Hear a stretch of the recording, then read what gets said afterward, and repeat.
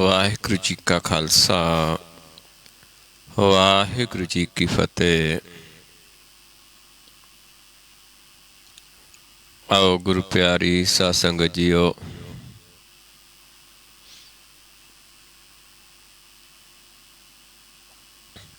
आओ सारे संगत रूप दे विच जुड़ के सतगुरां दी बाणी दी विचार करिए, सतगुरां दे उपदेश नूं समझिए, मन्निए, कमाउण दी कोशिश करिए। आपां विचार रहे हाँ गौड़ी कबीर जी की बाणी। चौपदे विचारे सी, पंचपदे ते फिर आपां विचारिया सी तिपदे चार तुके, ते पदे चार तुके।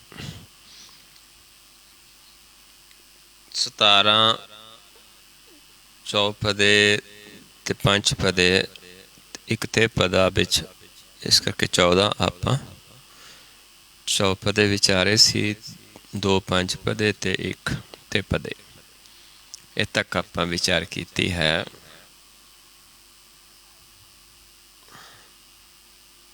आओ विचारदे सी के अब मन उल्ट सनातन हुआ, तब जान्या जो जीवत मुआ। मन ने जीवन मरना सीख लिया, जिਉਂਦੇ मरना सीख लिया, तो मन सनातन रूप हो गया। कहो कबीर सुख सहज समावो। हुण मन सहज दे विच समाउंदा है, जिथे सुख प्राप्त होंदा है।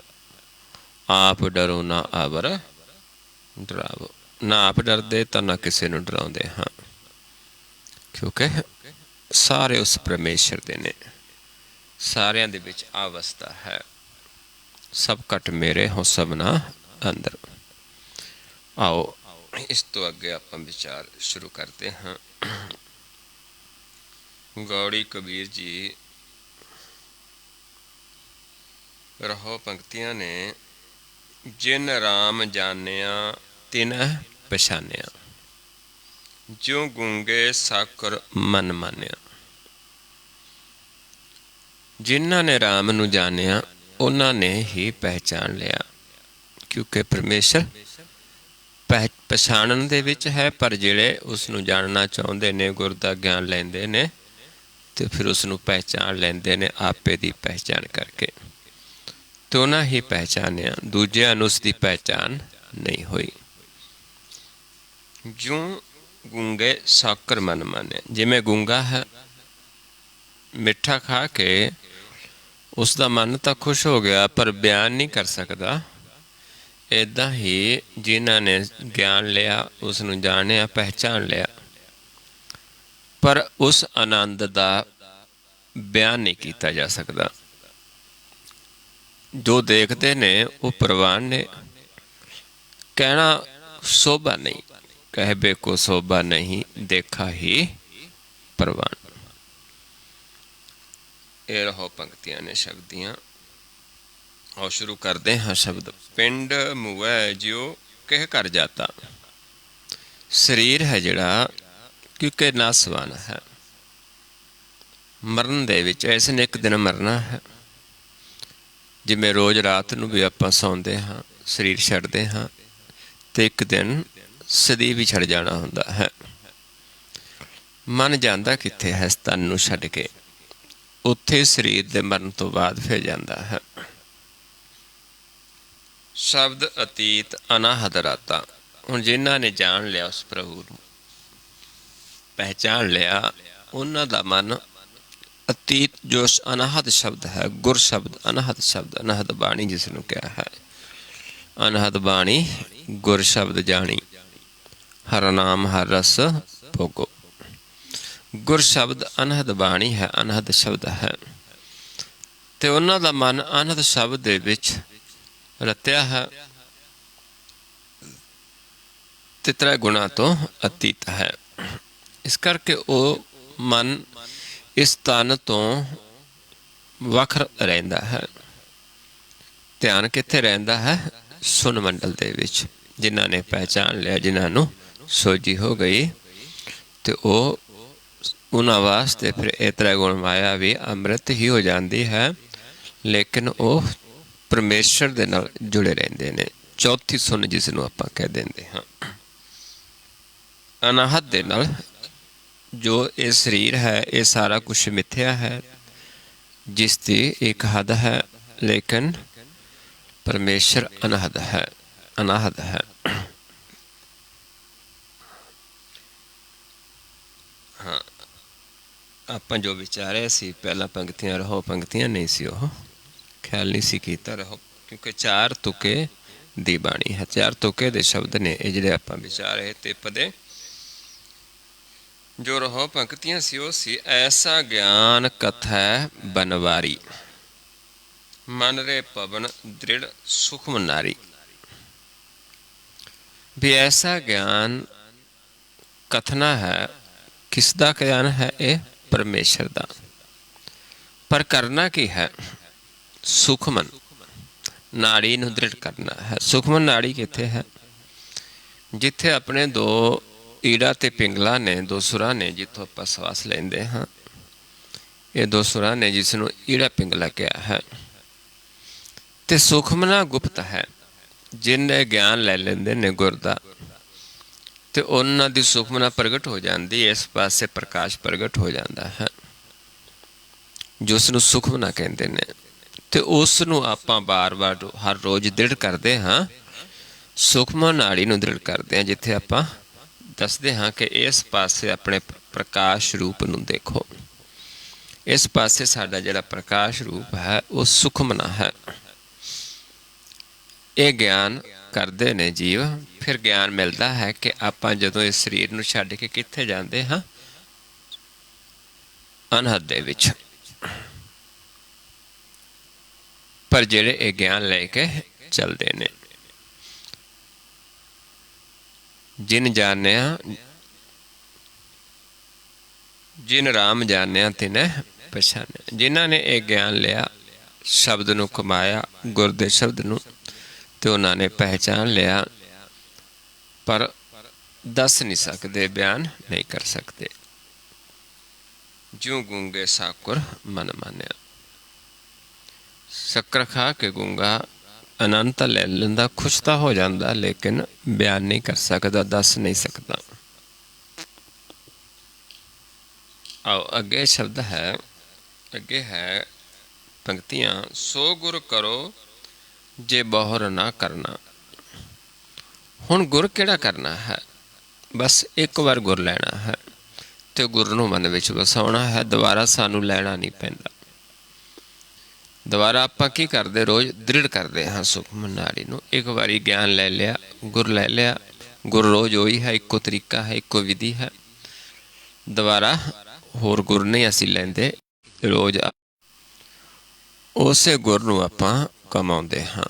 ਇੱਕ ਵਾਰੀ ਉਹ ਗੁਰ ਲੈ ਲਿਆ ਹੈ, ਇਸ ਕਰਕੇ ਕਹਿੰਦੇ ਉਹ ਗੁਰ ਕਰਨਾ ਹੈ ਜਿਹੜਾ ਸਾਨੂੰ ਬਹੁਰ ਨਾ ਕਰਨਾ ਪਵੇ। ਸੋ ਗੁਰ ਕਰੋ ਜੇ ਬਹੁਰ ਨਾ ਕਰਨਾ, ਸੋ ਪਦ ਰਵੋ ਜੇ ਬਹੁਰ ਨਾ ਰਵਣਾ। ਉਹ ਪਦ ਆਪਾਂ ਰਵੀਏ ਜਿੱਥੇ ਫਿਰ ਸਾਨੂੰ ਵਾਰ-ਵਾਰ ਸੰਸਾਰ 'ਚ ਨਹੀਂ ਆਉਣਾ ਪਏਗਾ। ਉਹ ਹੈ ਚੌਥਾ ਪਦ, ਅਨਹਦ। ਅਨਹਦ ਦੇ ਵਿੱਚ ਵਸਾਂਗੇ, ਦੁਬਾਰਾ ਸਾਨੂੰ ਇਹ ਜਨਮ ਮਰਨ ਦੇ ਵਿੱਚ ਨਹੀਂ ਆਉਣਾ, ਕਿਉਂਕਿ ਉੱਥੇ ਹੀ ਸਮਾ ਜਾਵਾਂਗੇ। ਸੋ ਧਿਆਨ ਧਰੋ ਜੇ ਬਹੁਰ ਨਾ ਤਰਨਾ। ਧਿਆਨ ਵੀ ਉਹ ਧਰੋ, ਦੁਬਾਰਾ ਨਾ ਤਰਨਾ ਪਵੇ, ਜੋ ਕਿ ਇੱਕ ਵਾਰੀ ਜਿਨ੍ਹਾਂ ਦਾ ਸਮ ਹੋ ਗਿਆ ਤੇ ਉਹਨਾਂ ਦਾ ਰੋਜ਼ ਧਿਆਨ ਹੀ ਉਸ ਮਾਲਿਕ ਦੇ ਵਿੱਚ ਹੈ, ਜਦੋਂ ਦੇਖਦੇ ਉਹੀ ਹੈ। ਉਹ ਧਿਆਨ ਹੈ ਪਰਮੇਸ਼ਰ ਦਾ। ਫਿਰ ਸਾਨੂੰ ਦੁਬਾਰਾ ਹੋਰ ਕਿਸੇ ਦਾ ਧਿਆਨ ਨਹੀਂ ਕਰਨਾ ਪੈਂਦਾ। ਐਸੇ ਮਰੋ ਜੇ ਬਹੁਰ ਨਾ ਮਰਨਾ। ਇਹ ਜਦੋਂ ਮਨ ਪ੍ਰਕਾਸ਼ ਹੋ ਗਿਆ, ਅਨਾਹਤ ਦੇ ਵਿੱਚ ਰਤਿਆ ਗਿਆ, ਅਤੀਤ ਹੋ ਗਿਆ ਤ੍ਰੈਗੁਣਾਂ ਤੋਂ, ਤੇ ਫਿਰ ਇਸ ਨੂੰ ਮਨ ਜਦੋਂ ਸੁਖਮਨ ਪ੍ਰਕਾਸ਼ ਹੋ ਜਾਂਦਾ ਹੈ ਇਸ ਪਾਸੇ ਆਪਣਾ, ਇਸੇ ਨੂੰ ਗੁਰਬਾਣੀ 'ਚ ਜੀਵਨ ਮਰਨਾ ਵੀ ਕਹਿੰਦੇ ਹਾਂ। ਜਦ ਆਪਾਂ ਪ੍ਰਕਾਸ਼ ਹੋ ਜਾਂਦਾ ਹੈ, ਇੱਕ ਵਾਰੀ ਆਪਾਂ ਜੀਵਤ ਮਰਨਾ ਹੈ ਤੇ ਦੁਬਾਰਾ ਮਨ ਅਮਰ ਪਦਵੀ ਪਾ ਲੈਂਦਾ ਹੈ। ਦੁਬਾਰਾ ਇਸ ਨੂੰ ਮਰਨਾ ਨਹੀਂ ਪੈਂਦਾ, ਜੂਨਾਂ ਦੇ ਵਿੱਚ ਨਹੀਂ ਜਾਣਾ ਪੈਂਦਾ। ਉਲਟੀ ਗੰਗਾ ਜਮਨ ਮਿਲਾਵੋ, ਇਹ ਜਿਹੜਾ ਆਪਣਾ ਨੇਤਰ ਹੈ, ਇੱਥੋਂ ਜਿਹੜਾ ਧਿਆਨ ਚੱਲਦਾ ਹੈ, ਇਸ ਨੂੰ ਗੰਗਾ ਹੈ ਕਿਹਾ ਹੈ, ਇੱਧਰ ਜਮਨਾ ਹੈ। ਹੁਣ ਗੰਗਾ ਨੂੰ ਜਮਨਾ 'ਚ ਮਿਲਾ ਦਿੰਦੇ ਹਾਂ। ਇਹ ਧਿਆਨ ਨੂੰ ਆਪਾਂ ਕਿੱਧਰ ਲੈ ਜਾਂਦੇ? ਇਸ ਪਾਸੇ। ਬਿਨ ਜਲ ਜੰਗਮ ਮਨ ਮੈਂ ਨਾਵੋ, ਬਿਨਾਂ ਜਲ ਤੋਂ ਆਪਾਂ ਕਿਸ ਵਿੱਚ ਇਸ਼ਨਾਨ ਕਰਦੇ ਹਾਂ? ਪ੍ਰਕਾਸ਼ ਦੇ ਵਿੱਚ ਹੈ। ਜਲ ਦੀ ਨਹੀਂ, ਲੇਕਿਨ ਜਲ ਨਹੀਂ ਹੈ, ਕਿਉਂਕਿ ਇੱਥੇ ਧਿਆਨ ਹੈ, ਇੱਥੋਂ ਧਿਆਨ ਚੱਲਦਾ ਹੈ। ਗੰਗਾ ਹੈ, ਜਮਨਾ ਹੈ, ਇਸ ਨੂੰ ਇਹਦੇ ਵਿੱਚ ਮਿਲਾ ਦਿੰਦੇ ਹਾਂ ਅਤੇ ਅੱਗੇ ਫਿਰ ਪ੍ਰਕਾਸ਼ ਪ੍ਰਗਟ ਹੋ ਜਾਂਦਾ, ਜਿੱਥੇ ਮਨ ਇਸ਼ਨਾਨ ਕਰਦਾ ਹੈ, ਜਿੱਥੇ ਸੰਸਾਰਿਕ ਜਲ ਦੀ ਲੋੜ ਨਹੀਂ ਪੈਂਦੀ। ਲੋਚਾ ਸਮਸਰ ਇਹ ਵਿਵਹਾਰਾ, ਦੋਨਾਂ ਨੇਤਰਾਂ ਨੂੰ ਸਮ ਕਰ ਲੈਣਾ ਹੈ। ਇਹ ਵਿਵਹਾਰਾ ਹੈ ਇਸ ਮਾਰਗ 'ਤੇ ਚੱਲਣ ਦਾ। ਤਤ ਵਿਚਾਰ ਕਿਆ ਅਵਰ ਵਿਚਾਰਾ, ਇਸ ਕਰਕੇ ਤਤ ਦੀ ਵਿਚਾਰ ਕਰਨੀ ਹੈ, ਹੋਰ ਵਿਚਾਰਾ ਨਹੀਂ ਕਰਨੀਆਂ। ਕਿਵੇਂ ਆਪਾਂ? ਕਿਉਂਕਿ ਉਸ ਵਿੱਚ ਸਮਾਉਣ ਦਾ, ਉਸ ਵਿੱਚ ਦੇਖਣ ਦਾ, ਉਸ ਚੌਥੇ ਪਦ ਵਿੱਚ ਰਵਣ ਦਾ ਇੱਕ ਹੀ ਤਰੀਕਾ ਹੈ, ਇੱਕ ਹੀ ਜੁਗਤੀ ਹੈ, ਗੁਰ ਹੈ। ਏਕਾ ਬਾਣੀ ਏਕੋ ਗੁਰ, ਏਕੋ ਸ਼ਬਦ ਵਿਚਾਰ। ਸੱਚਾ ਸੌਦਾ ਹਟ ਸੱਚ ਰਤਨੀ ਭਰੇ ਭੰਡਾਰ। ਗੁਰ ਕਿਰਪਾ ਤੇ ਪਾਈਐ ਜੀ ਦੇਵੇ ਦੇਵਨਹਾਰ। ਸੱਚਾ ਸੌਦਾ ਲਾਭ ਸਦਾ ਖਟਿਆ ਨਾਮ ਅਪਾਰ। ਬਿਖ ਵਿੱਚ ਅੰਮ੍ਰਿਤ ਪ੍ਰਗਟਿਆ ਕਰਮ ਮਿਲਾਵਨ ਹਾਰ। ਇੱਦਾਂ ਇੱਥੇ ਪ੍ਰਗਟ ਹੋ ਜਾਂਦਾ ਹੈ। ਇਸ ਕਰਕੇ ਸਮਝਾਉਂਦੇ ਨੇ ਕਿ ਹੋਰ ਵਿਚਾਰਾਂ ਦੀ ਲੋੜ ਨਹੀਂ, ਤੱਤ ਵਿਚਾਰ ਕਰੋ, ਕਿਉਂਕਿ ਗੁਰ ਦਾ ਗਿਆਨ ਲਓ ਬਸ, ਤੇ ਮਾਲਿਕ ਦੇ ਨਾਲ ਮਿਲਾਪ ਹੋ ਜਾਂਦਾ ਹੈ। ਹੋਰ ਵਿਚਾਰਾਂ ਕਰਨ ਦੀ ਲੋੜ ਨਹੀਂ ਹੈ। ਆਪ ਤੇਜ ਬਾਏ ਪ੍ਰਿਥਵੀ ਆਕਾਸ਼ਾ, ਫਿਰ ਜਦੋਂ ਪ੍ਰਗਟ ਹੋ ਜਾਂਦਾ ਹੈ ਪ੍ਰਕਾਸ਼, ਤੇਜ ਕਹਿੰਦੇ ਪ੍ਰਕਾਸ਼ ਨੂੰ, ਫਿਰ ਜਿੱਥੇ ਦੇਖਾਂਗੇ, ਪੌਣ 'ਚ ਦੇਖਾਂਗੇ, ਪ੍ਰਿਥਵੀ 'ਤੇ ਦੇਖਾਂਗੇ, ਆਕਾਸ਼ ਵਿੱਚ ਦੇਖਾਂਗੇ, ਹਰ ਥਾਂ 'ਤੇ ਮਾਲਿਕ ਹੈ। ਐਸੀ ਰਹਿਤ ਰਹੋ ਹਰ ਪਾਸਾ, ਫਿਰ ਐਸੀ ਰਹਿਤ ਹੈ ਕਿ ਹਰ ਪਾਸੇ ਦੇਖਾਂਗੇ ਮਾਲਿਕ ਹੀ ਨਜ਼ਰ ਆਉਂਦਾ ਹੈ। ਜਦੋਂ ਤ੍ਰੈ ਗੁਣਾ ਤੋਂ ਅਤੀਤ ਹੋ ਜਾਂਦਾ ਹੈ ਮਨ, ਮਨ ਪ੍ਰਕਾਸ਼ ਹੋ ਜਾਂਦਾ ਹੈ, ਫਿਰ ਸਾਰਿਆਂ 'ਚ ਹੀ ਪ੍ਰਕਾਸ਼ ਦਿਸਦਾ ਹੈ।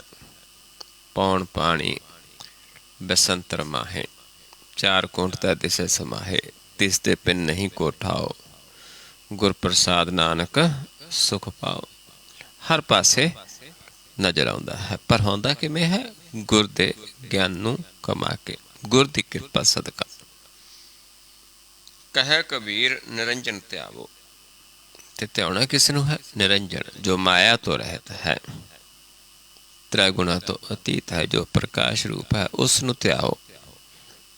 ਤਿਤ ਘਰ ਜਾਓ ਜੇ ਬਾਹਰ ਨਾ ਆਵੋ, ਉਸ ਘਰ ਦੇ ਵਿੱਚ ਵਾਸਾ ਹੋ ਜਾਵੇ ਜਿੱਥੋਂ ਦੁਬਾਰਾ ਸਾਨੂੰ ਇੱਧਰ ਨਾ ਆਉਣਾ ਪਵੇ, ਬਾਹਰ ਨਾ ਆਉਣਾ ਪਵੇ, ਵਾਰ-ਵਾਰ ਜਨਮ ਮਰਨ ਦੇ ਵਿੱਚ ਨਾ ਆਉਣਾ ਪਵੇ। ਐਸਾ ਘਰ ਜਿਹੜਾ ਸਾਡਾ ਹੈ, ਜਿੱਥੇ ਸਰੀਰ ਮਰਨ ਤੋਂ ਬਾਅਦ ਜਾਂਦੇ ਹਾਂ, ਉੱਥੇ ਆਪਾਂ ਜਿਉਂਦੇ ਵਸਣਾ ਹੁੰਦਾ ਹੈ। ਸਰੀਰ 'ਚ ਰਹਿ ਕੇ ਵੀ ਜਿਹਨੂੰ ਮਹਾਰਾਜ ਸਮਝਾਉਂਦੇ ਨੇ, ਮੋਇਆ ਜਿਤ ਕਰ ਜਾਈਏ ਤਿਤ ਜੀਵਦਿਆਂ ਮਰ ਮਾਰ। ਆਨੰਦ ਸ਼ਬਦ ਸੁਹਾਵਣੇ ਪਾਈਐ ਗੁਰ ਵਿਚਾਰ। ਆਨੰਦ ਸ਼ਬਦ ਜਿਹੜੇ ਸੁਹਾਵਣੇ ਕੀ ਨੇ? ਗੁਰ ਵਿਚਾਰ। ਅਨਹਦ ਬਾਣੀ ਪਾਈਐ ਹਉਮੈ ਹੋਏ ਬਿਨਾਸ਼, ਤੇ ਅਨਹਦ ਬਾਣੀ ਦਾ ਗਿਆਨ ਲੈ ਕੇ ਹਉਮੈ ਦਾ ਬਿਨਾਸ਼ ਹੁੰਦਾ ਹੈ।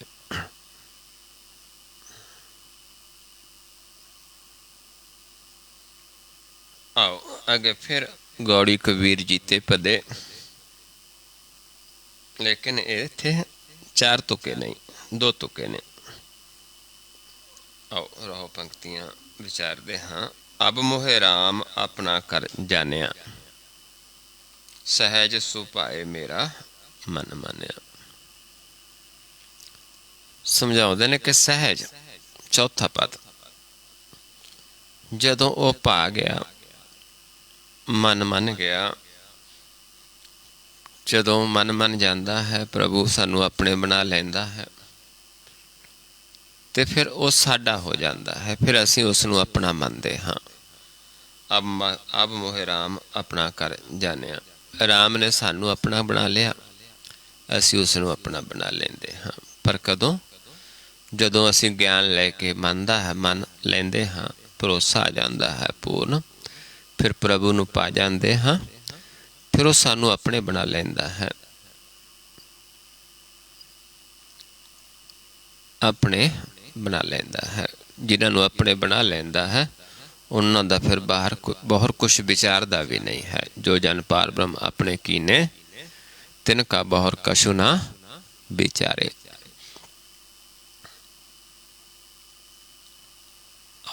ਹੁਣ ਜਾਣ ਤਾਂ ਲਿਆ, ਕਿਵੇਂ ਜਾਣਿਆ ਹੈ? ਕਿਵੇਂ ਪ੍ਰਭੂ ਨੇ ਆਪਣਾ ਬਣਾਇਆ ਹੈ, ਕਿਵੇਂ ਅਸੀਂ ਉਸ ਨੂੰ ਪਾਏ ਹਾਂ, ਉਹ ਅੱਗੇ ਸਮਝਾਉਂਦੇ ਨੇ। ਕੰਚਨ ਸਿਓ ਪਾਈਐ ਨਹੀਂ ਤੋਲ। ਕਹਿੰਦੇ ਕੰਚਨ ਆਮ ਸੋਨੇ ਨੂੰ ਕਹਿ ਦਿੰਦੇ ਹਾਂ, ਸੋਨਾ, ਲੇਕਿਨ ਹੀਰੇ ਕੰਚਨ ਹੁੰਦੇ ਨੇ। ਹੀਰੇ ਜਵਾਹਰਾਂ ਦੇ ਨਾਲ ਵੀ ਪਰਮੇਸ਼ਰ ਨੂੰ ਅਸੀਂ ਕਹੀਏ ਵੀ ਉਸ ਦੇ ਵੱਟੇ ਪ੍ਰਾਪਤ ਕਰ ਲਵਾਂਗੇ, ਤੋਲ ਕੇ ਉਸ ਦੇ ਵੱਟੇ ਲੈ ਲਾਂਗੇ, ਭਾਵ ਕਿਸੇ ਕੀਮਤ 'ਤੇ ਪਾ ਲਵਾਂਗੇ, ਨਹੀਂ ਪਾ ਸਕਦੇ। ਤੇ ਫਿਰ ਕਿਵੇਂ ਪਾਇਆ ਜਾਂਦਾ ਹੈ? ਮਨ ਦੇ ਰਾਮ ਲਿਆ ਹੈ ਮੋਲ। ਆਪਣਾ ਮਨ ਉਸ ਨੂੰ ਦਿੱਤਾ ਤੇ ਉਸ ਤੋਂ ਆਪਾਂ ਸੌਂਪ ਕੇ ਤੇ ਆਪਣਾ ਬਣਾ ਲਿਆ। ਆਪਣੇ ਕੋਲ ਬਹੁਤ ਕੀਮਤੀ ਹੈ ਮਨ, ਜਿਸ ਦੀ ਕੋਈ ਕੀਮਤ ਨਹੀਂ, ਅੰਸ਼ ਹੈ ਰਾਮ ਦੀ। ਜਦੋਂ ਅਸੀਂ ਮਨ ਪ੍ਰਭੂ ਨੂੰ ਸੌਂਪ ਦਿੰਦੇ ਹਾਂ ਤੇ ਉਹ ਸਾਨੂੰ ਆਪਣੇ ਬਣਾ ਲੈਂਦਾ ਹੈ। ਜਦੋਂ ਆਪਣੇ ਬਣਾ ਲੈਂਦਾ ਤੇ ਉਹ ਸਾਡਾ ਬਣ ਜਾਂਦਾ ਹੈ। ਇਸ ਤਰੀਕੇ ਨਾਲ ਪ੍ਰਭੂ ਨੂੰ ਪਾਇਆ ਜਾਂਦਾ ਹੈ। ਆਓ ਅੱਗੇ ਸਮਝਾਉਂਦੇ ਨੇ। ਇੱਕ ਬ੍ਰਹਮੈ ਕਥ ਕਥ ਅੰਤ ਨਾ ਪਾਇਆ। ਬ੍ਰਹਮਾ ਕੌਣ ਹੁੰਦਾ ਹੈ? ਬ੍ਰਹਮਾ ਨੇ ਜਿਹੜੇ ਗਿਆਨਵਾਨ ਲੋਕ ਨੇ, ਜਿਨ੍ਹਾਂ ਨੂੰ ਆਪਾਂ ਵਿਦਵਾਨ ਕਹਿ ਦਈਏ, ਜਿਹੜੇ ਕਥਾ ਕਹਾਣੀਆਂ ਕਰਦੇ ਨੇ। ਉਹ ਕਥਾ ਤਾਂ ਕਰ ਸਕਦੇ ਨੇ, ਕਥਾ ਤਾਂ ਕਰਦੇ ਨੇ, ਬਹੁਤ ਧੰਦਾ ਬਣਿਆ ਹੈ, ਲੇਕਿਨ ਪ੍ਰਭੂ ਨੂੰ ਨਹੀਂ ਪਾ ਸਕਦੇ, ਕਿਉਂਕਿ ਉਹ ਬ੍ਰਹਮਾ ਹੈ। ਗਿਆਨਵਾਨ ਲੋਕ ਨੇ ਜਿਹੜੇ ਸੰਸਾਰ ਦੇ ਵਿੱਚ ਸਮਝਾਉਂਦੇ ਹਨ, ਬਾਣੀ 'ਚ ਵੀ ਸਮਝਾਇਆ ਕਿ ਬ੍ਰਹਮਾ ਪਰਮੇਸ਼ਰ ਨੂੰ ਪਾਲਣ ਚਲੇ ਗਿਆ, ਪਰ ਪ੍ਰਭੂ ਨੂੰ ਨਹੀਂ ਪਾ ਸਕਿਆ। ਬ੍ਰਹਮਾ, ਵਿਸ਼ਨ ਤੇ ਮਹੇਸ਼, ਇਹਨਾਂ ਤਿੰਨਾਂ ਨੂੰ ਕਦੇ ਪ੍ਰਭੂ ਦੇ ਦਰਸ਼ਨ ਨਹੀਂ ਹੁੰਦੇ। ਸਿਰਫ ਕਿਸ ਨੂੰ ਹੁੰਦੇ ਨੇ? ਜਦੋਂ ਮਨ ਗੁਰ ਦਾ ਗਿਆਨ ਲੈਂਦਾ, ਮਨ ਹੀ ਪ੍ਰਭੂ ਦੇ ਦਰਸ਼ਨ ਕਰ ਸਕਦਾ ਹੈ। ਉਹ ਪਰਮੇਸ਼ਰ ਇਹਨਾਂ ਨੂੰ ਚਲਾ ਰਿਹਾ ਹੈ, ਦੇਖ ਰਿਹਾ ਹੈ, ਪਰ ਇਹਨਾਂ ਨੂੰ ਉਹ ਨਜ਼ਰ ਨਹੀਂ ਆਉਂਦਾ। ਜਿਸ ਨੂੰ ਆਪਾਂ ਪੜ੍ਹਦੇ ਹਾਂ ਕਿ ਇਹ ਤਿੰਨ ਮਾਇਆ ਦੇ ਪੁੱਤਰ ਨੇ, ਮਾਇਆ ਦੁਆਰਾ ਪੈਦਾ ਹੁੰਦੇ ਨੇ। ਇੱਕ ਆ ਮਾਈ ਜੁਗਤ ਵਿਆਈ, ਤਿੰਨ ਚੇਲੇ ਪ੍ਰਵਾਨ, ਇੱਕ ਸੰਸਾਰੀ, ਇੱਕ ਭੰਡਾਰੀ ਕਲਾਏ ਦੀਵਾਨ। ਜੀਵਤ ਸੁਭਾਵੈ ਤਿਵੈ ਚਲਾਵੈ, ਜੀਵ ਹੋਵੈ ਫੁਰਮਾਨ, ਉਹ ਵੇਖੈ ਉਹ ਨਾ ਨਜ਼ਰ ਨਾ ਆਵੈ, ਬਹੁਤਾ ਇਹ ਬੇਡਾਨ। ਉਹ ਇਹਨਾਂ ਨੂੰ ਚਲਾ ਰਿਹਾ ਹੈ, ਦੇਖ ਰਿਹਾ, ਪਰ ਇਹਨਾਂ ਨੂੰ ਨਜ਼ਰ ਨਹੀਂ ਆਉਂਦਾ। ਇਸ ਕਰਕੇ ਇਹ ਕਥਾ ਕਹਾਣੀਆਂ ਤਾਂ ਕਰ ਸਕਦਾ ਬ੍ਰਹਮਾ, ਪਰ ਉਸ ਦਾ ਅੰਤ ਨਹੀਂ ਪਾ ਸਕਿਆ, ਉਸ ਨੂੰ ਜਾਣ ਨਹੀਂ ਸਕਿਆ। ਰਾਮ ਭਗਤ ਬੈਠੇ ਕਰ ਆਇਆ। ਪਰ ਜਿਹੜੇ ਭਗਤ ਨੇ ਰਾਮ ਦੇ, ਜਿਹੜੇ ਗੁਰ ਦਾ ਗਿਆਨ ਲੈ ਕੇ ਭਗਤੀ ਕਰਦੇ ਨੇ, ਉਹਨਾਂ ਦੇ ਹਿਰਦੇ 'ਚ ਆ ਕੇ ਵਸ ਜਾਂਦਾ ਹੈ। ਜਿਹੜੇ ਕਥਾ ਕਹਾਣੀਆਂ ਨਹੀਂ ਕਰਦੇ, ਜਿਹੜੇ ਭਗਤ ਨੇ, ਉਹ ਭਗਤੀ ਕਰਦੇ ਨੇ, ਉਹ ਪ੍ਰੇਮ ਕਰਦੇ ਨੇ। ਗੁਰ ਦਾ ਗਿਆਨ ਲੈ ਕੇ ਪ੍ਰਭੂ ਨਾਲ ਪ੍ਰੇਮ ਪਾਉਂਦੇ ਨੇ, ਧਿਆਨ ਧਰਦੇ ਨੇ, ਤੇ ਉਹਨਾਂ ਦੇ ਹਿਰਦੇ 'ਚ ਆ ਕੇ ਵਸ ਜਾਂਦਾ ਹੈ। ਜਿਹੜੇ ਕਥਾ ਕਹਾਣੀਆਂ ਕਰਦੇ ਨੇ, ਉਹ ਪ੍ਰਭੂ ਨੂੰ ਨਹੀਂ ਪਾ ਸਕਦੇ। ਕਹੋ ਕਬੀਰ ਚੰਚਲ ਮਤ ਤਿਆਗੀ। ਤੇ ਬਾਬਾ ਕਬੀਰ ਸਮਝਾਉਂਦੇ ਨੇ ਕਿ ਜਿਹੜੀ ਚੰਚਲ ਮਤ ਹੈ, ਜਿਹੜੀ ਆਪਣੀ ਸਿਆਣਪ, ਆਪਣੀ ਚਤੁਰਾਈ ਹੈ, ਉਹ ਜਦੋਂ ਤਿਆਗ ਦਿੱਤੀ, ਕੇਵਲ ਰਾਮ ਭਗਤ ਨਿਜ ਭਾਗੀ। ਤੇ ਫਿਰ ਨਿਜ, ਚੌਥਾ ਪਦ, ਭਾਗਾਂ ਵਾਲੇ ਹੋ ਜਾਂਦੇ ਹਾਂ। ਫਿਰ ਉਹ ਭਗਤੀ ਪ੍ਰਾਪਤ ਹੁੰਦੀ ਹੈ, ਸਿਰਫ ਪ੍ਰਭੂ ਦੀ ਭਗਤੀ, ਜਿਹਦੇ ਵਿੱਚ ਕੋਈ ਲੋਭ ਨਹੀਂ, ਕੋਈ ਲਾਲਚ ਨਹੀਂ ਹੁੰਦਾ, ਜੋ ਕਿ ਪ੍ਰੇਮਾ ਭਗਤੀ ਹੈ, ਜੋ ਚਾਅ ਦੇ ਨਾਲ ਕੀਤੀ ਜਾਂਦੀ ਹੈ, ਜਿਸ ਦੀ ਭਗਤਾਂ ਨੂੰ ਭੁੱਖ ਲੱਗਦੀ ਹੈ। ਨਾਨਕ ਭਗਤਾਂ ਭੁੱਖ ਸਲਾਹਨ, ਸੱਚ ਨਾਮ ਆਧਾਰ। ਸੱਚੇ ਨਾਮ ਨੂੰ ਆਧਾਰ ਬਣਾ ਲੈਂਦੇ ਨੇ। ਉਹਨਾਂ ਦੇ ਅੰਦਰ ਭੁੱਖ ਹੁੰਦੀ ਹੈ ਕਿ ਕਿਸੇ ਨਾਲ ਨਾਮ ਦੀ ਗੱਲ ਕਰੀਏ, ਪ੍ਰਭੂ ਦੀ ਸਿਫਤ ਸਲਾਹ ਕਰੀਏ। ਉਹਨਾਂ ਨੂੰ ਕੋਈ ਲਾਲਚ ਨਹੀਂ, ਕੋਈ ਉਹਨਾਂ ਉਸਦਾ ਕੁਛ ਲੈਣਾ ਨਹੀਂ ਹੁੰਦਾ, ਸਿਰਫ ਚਾਅ ਹੁੰਦਾ ਹੈ ਭਗਤੀ ਦਾ। ਅਤੇ ਇੱਕ ਪਾਸੇ ਕਥਾ ਕਹਾਣੀਆਂ ਕਰਨ ਵਾਲੇ ਆਪਣਾ ਧੰਦਾ ਚਲਾਉਂਦੇ ਨੇ।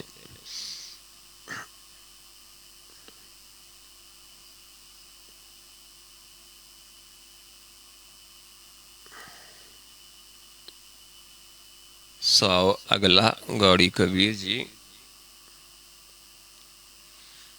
ਰਹੋ ਪੰਕਤੀਆਂ ਨੇ। ਅਬ ਕੈਸੇ ਮरूं ਮਰਨ ਮਨ ਮੰਨਿਆ, ਮਰ ਮਰ ਜਾਤੇ ਜਿਨ ਰਾਮ ਨਾ ਜਾਣਿਆ। ਹੁਣ ਬਾਬਾ ਕਬੀਰ ਸਮਝਾਉਂਦੇ ਨੇ ਵੀ ਹੁਣ ਅਸੀਂ ਕਿਉਂ ਮਰੂੰਗੇ, ਕਿਉਂਕਿ ਮਰਨਾ ਮਨ ਨੇ ਮੰਨ ਲਿਆ। ਮਨ ਜਿਉਂਦੇ ਮਰ ਗਿਆ, ਅਮਰ ਪਦਵੀ ਹੋ ਗਈ। ਹੁਣ ਅਸੀਂ ਨਹੀਂ ਮਰਾਂਗੇ, ਮਰ ਨਹੀਂ ਸਕਦੇ। ਤੇ ਮਰਦੇ ਕੌਣ ਨੇ? ਜਿਨ੍ਹਾਂ ਰਾਮ ਨੂੰ ਨਹੀਂ ਜਾਣਿਆ। ਮਰ ਮਰ ਜਾਤੇ ਜਿਨ ਰਾਮ ਨਾ ਜਾਣਿਆ। ਉਹ ਜੰਮਦੇ ਨੇ, ਮਰਦੇ ਨੇ, ਜਿਨ੍ਹਾਂ ਰਾਮ ਨੂੰ ਨਹੀਂ ਜਾਣਿਆ। ਤੇ ਅਸੀਂ ਤਾਂ ਹੁਣ ਅਮਰ ਹੋ ਗਏ, ਕਿਉਂਕਿ ਜਾਣ ਲਿਆ ਪ੍ਰਭੂ ਨੂੰ। ਹੁਣ ਕੈਸੇ ਮਰੂੰਗੇ ਅਸੀਂ? ਭਾਵ ਹੁਣ ਸਾਨੂੰ ਮੌਤ ਨਹੀਂ ਆਉਂਦੀ, ਆ ਸਕਦੀ, ਕਿਉਂਕਿ ਅਮਰ ਪਦਵੀ ਪ੍ਰਾਪਤ ਹੋ ਗਈ ਹੈ।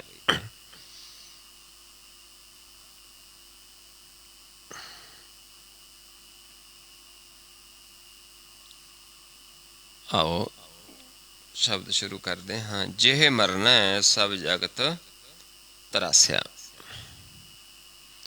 ਕਹਿੰਦੇ ਜਿਹੜੇ ਮਰਨ ਨੂੰ ਸਾਰਾ ਸੰਸਾਰ ਟੋਲਿਆ, ਪਹਿਲਾਂ ਦੇਖਿਆ, ਜਾਂ ਮਰਨਾ ਵੀ ਚਾਹੁੰਦਾ ਹੈ ਸੰਸਾਰ, ਆਪਾਂ ਇਹ ਵੀ ਕਹਿ ਸਕਦੇ ਹਾਂ। ਲੇਕਿਨ ਇੱਥੇ ਭਗਤ ਜਿਨ੍ਹਾਂ ਨੂੰ ਇਹ ਸੋਝੀ ਸੀ, ਉਹ ਮਰਨਾ ਸਿੱਖਣਾ ਚਾਹੁੰਦੇ ਸੀ। ਪਰ ਜੀਵ ਭੱਜਦਾ ਹੈ, ਦੌੜਦਾ ਉੱਧਰ ਉੱਧਰ ਨੂੰ, ਮਰਨਾ ਨਹੀਂ ਸਿੱਖਦਾ। ਕਿਉਂਕਿ ਮਰਨਾ ਕਿਵੇਂ ਹੈ? ਸੋ ਮਰਨਾ ਗੁਰ ਸ਼ਬਦ ਪ੍ਰਗਾਸਿਆ। ਉਹ ਮਰਨਾ ਕੀ ਹੈ? ਮਨ ਦਾ ਪ੍ਰਕਾਸ਼ ਹੋਣਾ। ਪਰ ਇਹ ਮਨ ਦਾ ਪ੍ਰਕਾਸ਼ ਕਿਸ ਨੇ ਕੀਤਾ? ਗੁਰ ਨੇ। ਜਦੋਂ ਗੁਰ ਦਾ ਗਿਆਨ ਲਿਆ ਬਾਬਾ ਕਬੀਰ ਜੀ ਦਾ ਗੁਰੂ ਨੇ, ਗੁਰ ਕਿਸ ਤੋਂ ਲਿਆ? ਰਾਮਾਨੰਦ ਜੀ ਤੋਂ। ਭਗਤ ਰਾਮਾਨੰਦ ਜੀ ਨੇ ਗੁਰ ਦਿੱਤਾ, ਤੇ ਬਾਬਾ ਕਬੀਰ ਜੀ ਨੇ ਗੁਰ ਨੂੰ ਸੁਣ ਕੇ ਮੰਨ ਕੇ ਜਦੋਂ ਕਮਾਇਆ, ਤੇ ਮਨ ਪ੍ਰਕਾਸ਼ ਹੋ ਗਿਆ। ਤੇ ਪ੍ਰਕਾਸ਼ ਜਦੋਂ ਮਨ ਹੋ ਗਿਆ, ਉਸ ਨੂੰ ਕਹਿੰਦੇ ਮਰ ਗਿਆ, ਜੀਵਤ ਮਰ ਗਿਆ। ਪਹਿਲਾਂ ਹੋਰ ਦੇ ਕੋਲ ਵੀ ਜਾਂਦੇ ਰਹੇ, ਪਰ ਗਿਆਨ ਨਹੀਂ ਹੋਇਆ। ਲੇਕਿਨ ਜਦੋਂ ਫਿਰ ਗੁਰ ਦਾ ਗਿਆਨ ਲਿਆ, ਕਿਉਂਕਿ ਹੋਰ ਕਥਾ ਕਹਾਣੀਆਂ ਕਰਨ ਵਾਲੇ ਸੀ, ਤੇ ਜਿਹੜੇ ਭਗਤ ਨੇ ਜਿਵੇਂ ਰਾਮਾਨੰਦ ਜੀ ਸੀ, ਉਹ ਤੱਤ ਗਿਆਨ ਦੀਆਂ ਗੱਲਾਂ ਕਰਦੇ ਨੇ, ਤੱਤ ਬੇਤਾ ਤੇ ਸੀ। ਇਸ ਕਰਕੇ ਉਹਨਾਂ ਨੇ ਗੁਰ ਦਾ ਗਿਆਨ ਦਿੱਤਾ, ਤੇ ਮਨ ਪ੍ਰਕਾਸ਼ ਹੋ ਗਿਆ।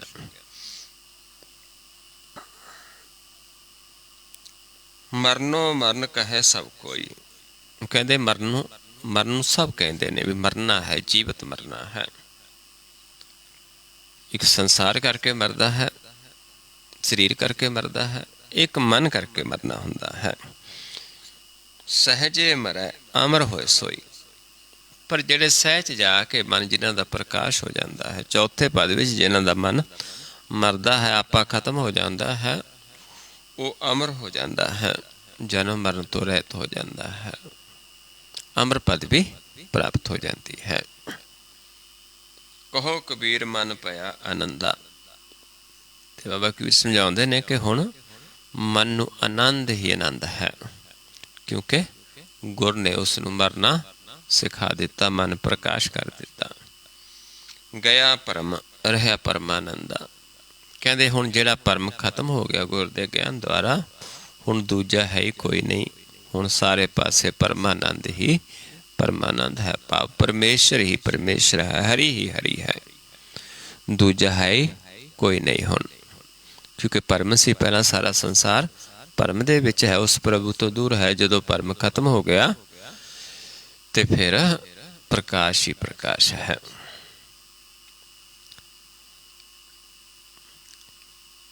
ਹਾਂ, ਗੁਰਮੁਖਾਂ ਦਾ ਵਿਚਾਰ ਹੈ ਕਿ ਰਾਮਾਨੰਦ ਜੀ ਨੂੰ ਗੁਰ ਕਿਸ ਨੇ ਦਿੱਤਾ ਸੀ। ਜਦੋਂ ਸੁਣਦੇ ਹਾਂ ਕਿ ਰਾਮਾਨੰਦ ਜੀ ਦਾ ਗੁਰੂ ਪਰਮਾਨੰਦ ਜੀ ਸੀ, ਤੇ ਗੁਰੂ ਜਿਹੜਾ ਹੈ ਕੋਈ ਸਰੀਰ ਨਹੀਂ ਹੈ, ਇਹ ਆਪਾਂ ਸਮਝ ਲੈਣਾ ਹੁੰਦਾ ਹੈ। ਗਿਆਨ ਹੈ, ਅੱਗੇ ਤੋਂ ਅੱਗੇ ਚੱਲਦਾ ਆ ਰਿਹਾ ਹੈ, ਯੁਗਾਂ ਤੋਂ ਚੱਲਦਾ ਆ ਰਿਹਾ ਹੈ। ਗੁਰ ਇੱਕ ਹੀ ਹੈ। ਗੁਰੂ ਸਾਡਾ ਇੱਕ ਹੈ, ਜਿਹੜਾ ਆਦਿ ਤੋਂ ਅੰਤ ਤੱਕ ਉਸੇ ਨੇ ਰਹਿਣਾ ਹੈ। ਆਦਿ ਅੰਤ ਇੱਕ ਅਵਤਾਰਾ, ਸੋਈ ਗੁਰੂ ਸਮਝਿਓ ਹਮਾਰਾ। ਪਰ ਪਰਮੇਸ਼ਰ ਜਿਨ੍ਹਾਂ ਤੇ ਖੁਸ਼ ਹੁੰਦਾ ਹੈ, ਜਿਹੜੇ ਉਹਨੂੰ ਪ੍ਰੇਮ ਕਰਦੇ ਨੇ, ਉਹਨਾਂ ਨੂੰ ਫਿਰ ਇਹ ਡਿਊਟੀ ਲਾ ਦਿੰਦਾ ਅੱਗੇ ਗੁਰ ਦੇਣ ਦੀ, ਜੁਗਤੀ ਦੱਸਣ ਦੀ, ਵਿਧੀ ਦੱਸਣ ਦੀ, ਤਰੀਕਾ ਦੱਸਣ ਦੀ। ਤੇ ਉਹ ਅੱਗੇ ਦੱਸਦੇ ਨੇ, ਪਰ ਉਹ ਹੀ ਦੱਸਦੇ ਨੇ ਜਿਹੜੇ ਆਪ ਪ੍ਰੇਮ ਕਰਦੇ ਨੇ ਪ੍ਰਭੂ ਦੇ ਨਾਲ, ਪ੍ਰਭੂ ਦੇ ਭਾਣੇ ਵਿੱਚ ਨੇ, ਪ੍ਰਭੂ ਦੀ ਭਗਤੀ ਕਰਦੇ ਨੇ। ਇਸ ਕਰਕੇ ਇੱਥੇ ਰਾਮਾਨੰਦ ਜੀ ਭਗਤ ਸਨ, ਤੇ ਉਹਨਾਂ ਅੱਗੇ ਦਿੱਤਾ ਜਿਹੜਾ ਗੁਰ ਹੈ। ਉਹਨਾਂ ਨੇ ਉਸ ਸਮੇਂ ਦੇ ਜਿਹੜੇ ਸਮਕਾਲੀ ਭਗਤ ਹੋਏ ਨੇ, ਬਹੁਤ ਸਾਰੇ ਭਗਤ ਸੀ ਜਿਨ੍ਹਾਂ ਨੂੰ ਗੁਰ ਦਿੱਤਾ ਹੈ। ਆਪਾਂ ਕਥਾ ਕਹਾਣੀਆਂ ਜਦੋਂ ਸੁਣਦੇ ਹਾਂ ਤੇ ਉਸ ਦੇ ਵਿੱਚ ਆਪਾਂ ਸੁਣਦੇ ਹਾਂ ਜੋ ਆਪਣੇ ਕਥਾਵਾਚਕ ਵਗੈਰਾ ਨੇ ਕਿ ਰਾਮਾਨੰਦ ਜੀ ਬ੍ਰਾਹਮਣ ਸੀ। ਉਹ ਸ਼ੂਦਰਾਂ ਨੂੰ, ਜੋ ਕਿ ਨੀਵੀਂ ਜਾਤ ਦੇ ਸੀ, ਉਹਨਾਂ ਨੂੰ ਗਿਆਨ ਨਹੀਂ ਸੀ ਦਿੰਦੇ। ਤੇ ਬਾਬਾ ਕਬੀਰ ਜੀ ਇੱਕ ਦਿਨ ਰਸਤੇ ਦੇ ਵਿੱਚ ਪੈ ਗਏ, ਲੇਕਿਨ ਬਾਬਾ ਕਬੀਰ ਜੀ ਇਕੱਲਿਆਂ ਨੂੰ ਨਹੀਂ ਗੁਰ ਦਿੱਤਾ। ਬਾਬਾ ਕਬੀਰ ਜੀ ਨੂੰ, ਬਾਬਾ ਨਾਮਦੇਵ ਜੀ ਨੂੰ, ਸਦਨਾ ਜੀ, ਸੈਨ ਜੀ, ਧੰਨਾ ਜੀ, ਇੱਦਾਂ ਹੀ ਤਰਲੋਚਨ ਜੀ, ਬਹੁਤ ਸਾਰੇ ਭਗਤ ਹੋਏ ਨੇ ਜਿਨ੍ਹਾਂ ਨੂੰ ਗਿਆਨ ਦਿੱਤਾ ਹੈ, ਜਿਨ੍ਹਾਂ ਚੋਂ ਇੱਕ ਤਰਲੋਚਨ ਜੀ ਹੀ ਬ੍ਰਾਹਮਣ ਸਨ, ਬਾਕੀ ਸਾਰੇ ਹੀ ਨੀਵੀਂ ਜਾਤ ਦੇ ਸਨ। ਕਿਉਂਕਿ ਭਗਤਾਂ ਦੇ ਕੋਲ ਜਾਤ ਨਹੀਂ ਦੇਖਦੇ ਭਗਤ ਕਦੇ। ਜਿਸ ਅਵਸਥਾ 'ਤੇ ਰਾਮਾਨੰਦ ਜੀ ਸਨ, ਉਹ ਇਹ ਨਹੀਂ ਦੇਖਦੇ ਇਸ ਦੀ ਜਾਤ ਕੀ ਹੈ। ਉਹ ਜੋਤ ਦੀ ਗੱਲ ਕਰਦੇ ਨੇ। ਉਹ ਦੇਖਦੇ ਨੇ ਕਿ ਪ੍ਰਭੂ ਦੇ ਨਾਲ ਪਿਆਰ ਕਿਸ ਨੂੰ ਹੈ, ਕਿਉਂਕਿ ਪ੍ਰਭੂ ਜਾਤ ਨਹੀਂ ਦੇਖਦਾ, ਜੋਤ ਨੂੰ ਦੇਖਦਾ ਹੈ, ਪ੍ਰਭੂ ਰੂਪ ਨਹੀਂ ਦੇਖਦਾ। ਜਿਹੜਾ ਪ੍ਰਭੂ ਨੂੰ ਪਿਆਰਾ ਹੈ, ਪ੍ਰਭੂ ਉਸ ਨੂੰ ਪਿਆਰ ਕਰਦਾ, ਜਿਹੜਾ ਪ੍ਰਭੂ ਨੂੰ ਚਾਹੁੰਦਾ ਹੈ, ਜਿਸ ਨੂੰ ਆਪਣੇ ਬਣਾ ਲੈਂਦਾ ਹੈ।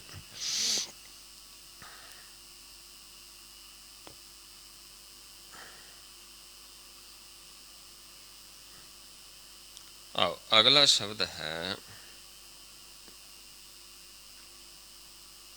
ਗੌੜੀ ਕਬੀਰ ਜੀ। ਰਹੋ ਪੰਕਤੀਆਂ ਨੇ। ਲਾਗੀ ਹੋਏ ਸੋ ਜਾਣੈ ਪੀਰ, ਰਾਮ ਭਗਤ ਅਨਿਆਲੇ ਧੀਰ। ਜਿਨ੍ਹਾਂ ਦੀ ਉਸ ਪ੍ਰਭੂ ਦੇ ਨਾਲ ਜੁੜ ਜਾਂਦੀ ਹੈ, ਲਿਵ ਲੱਗ ਜਾਂਦੀ ਹੈ, ਉਹ ਫਿਰ ਇਹ ਗੁਰ ਨੂੰ ਜਾਣਦੇ ਨੇ। ਇੱਥੇ ਪੀਰ ਹੈ ਕਿ ਪੀਰ ਦਾ ਅਰਥ ਜ਼ਖਮ ਦੱਸਿਆ ਹੈ, ਲੇਕਿਨ ਪੀਰ ਗੁਰ ਨੂੰ ਵੀ ਕਿਹਾ ਹੈ। ਸ਼ਬਦ ਗੁਰ ਸ਼ਬਦ ਨੂੰ, ਗੁਰ ਸ਼ਬਦ ਗੁਰ ਪੀਰਾ ਗਹਿਰ ਗਬੀਰਾ, ਗੁਰ ਸ਼ਬਦ ਨੂੰ ਵੀ ਪੀਰ ਕਿਹਾ ਹੈ। ਜਿਨ੍ਹਾਂ ਦੀ ਪ੍ਰਭੂ ਨਾਲ ਲਿਵ ਜੁੜ ਜਾਂਦੀ ਹੈ, ਉਹ ਫਿਰ ਇਸ ਗੁਰ ਸ਼ਬਦ ਦਾ ਗਿਆਨ ਜਾਣਦੇ ਨੇ। ਰਾਮ ਭਗਤ, ਉਹ ਜਿਹੜੇ ਰਾਮ ਦੇ ਭਗਤ ਨੇ, ਜਿਨ੍ਹਾਂ ਦਾ ਉਸ ਪ੍ਰਭੂ ਦੇ ਨਾਲ ਲਿਵ ਜੁੜੀ ਹੈ। ਅਨਿਆਲੇ ਧੀਰ, ਉਹ ਫਿਰ ਜਿਹੜਾ ਇਹ ਗੁਰ ਗਿਆਨ ਸ਼ਬਦ ਹੈ, ਜਿਹਦੇ ਦੁਆਰਾ ਅਸੀਂ ਆਪਣੇ ਘਰ ਵਿੱਚ ਪ੍ਰਵੇਸ਼ ਕਰਦੇ ਹਾਂ, ਉਹ ਸਾਨੂੰ ਇਹ ਗਿਆਨ ਦਿੰਦੇ ਨੇ ਗੁਰ ਸ਼ਬਦ ਦਾ।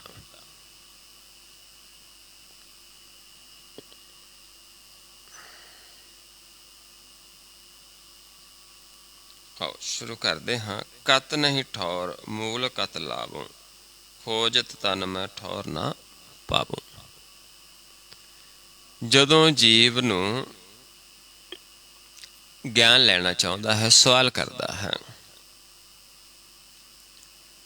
ਵੀ ਮਨ ਨੂੰ ਠਹਿਰਾ ਨਹੀਂ ਆਉਂਦਾ, ਮੂਲ ਨੂੰ ਅਸੀਂ ਕਿਵੇਂ ਪਾ ਲਵਾਂਗੇ? ਕਿੱਥੇ ਜਾ ਕੇ ਮੂਲ ਨੂੰ ਪਾਇਆ ਜਾਂਦਾ ਹੈ, ਮੂਲ ਨੂੰ ਜਾਣਿਆ ਜਾਂਦਾ ਹੈ।